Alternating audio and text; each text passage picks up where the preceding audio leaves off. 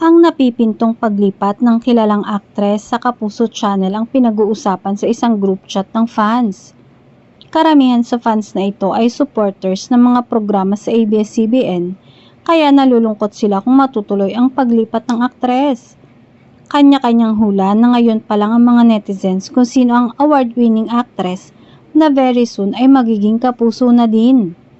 Balitang-balita na kasi ang chika na isang sikat na female star ang nakatakdang lumipat at pumirma ng kontrata sa Kapuso Network very soon. Ngayon pa lang ay excited na ang mga Kapuso viewers na malaman kung sino nga ang lilipat na award-winning actress at talagang nanghuhula na sila kung sino nga ito.